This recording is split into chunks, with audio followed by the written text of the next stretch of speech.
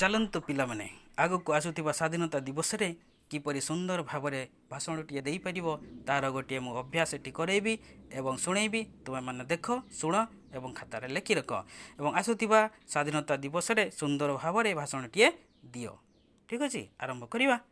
ସମ୍ମାନନୀୟ ସଭାପତି ମହୋଦୟ, ଉପସ୍ଥିତ ଗୁରୁଜୀ ଗୁରୁମା ଏବଂ ମୋର ସହପାଠୀଗଣ ତଥା ମୋର ଛୋଟ ବଡ଼ ଭାଇ ଓ ଭଉଣୀମାନେ, ଆଜି ହେଉଛି ଆମର ସ୍ୱାଧୀନତା ଦିବସ।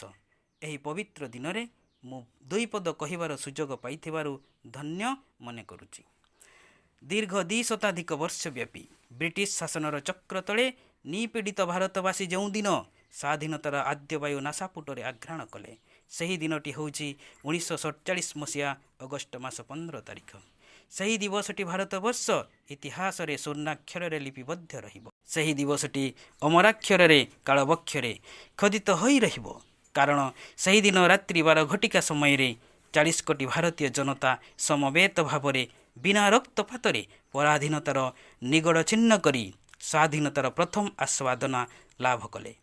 1942 ଖ୍ରୀଷ୍ଟାବ୍ଦ ଅଗଷ୍ଟ ମାସରେ ମହାତ୍ମା ଗାନ୍ଧୀ ଇଂରେଜ ସରକାର ଭାରତ ଛାଡ଼ ବୋଲି ଡାକ ଦେଇ ଭାରତ ଛାଡ଼ ଆନ୍ଦୋଳନ ନାମକ ଯେଉଁ ଗୌରବମୟ ବିପ୍ଳବର ଅୟମାରମ୍ଭ କରିଥିଲେ, ସେହି ଗୌରବମୟ ବିପ୍ଳବ ଗୌରବମୟ ବିଜୟରେ ବିଭୂଷିତ ହେଲା। 1947 ମସିହା ଅଗଷ୍ଟ ମାସ 15 ଦିବସ ରାତ୍ର 12 ଘଟିକା ସମୟରେ। ସେହିଦିନଠାରୁ ଅଦ୍ୟାବଧି ପ୍ରତ୍ୟେକ ବର୍ଷ ଅଗଷ୍ଟ ମାସ 15 ତାରିଖକୁ ଭାରତର ସ୍ୱାଧୀନତା ଦିବସ ରୂପେ ଭାରତର ଅଗଣିତ ଜନତା ଭକ୍ତି ଓ ସମ୍ମାନର ସହିତ ପରିପାଳନ କରି ଆସୁଛନ୍ତି।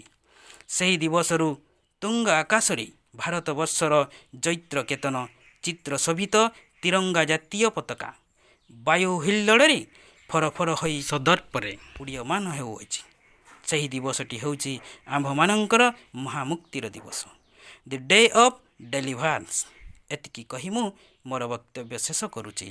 ଜୟ ହିନ୍ଦ।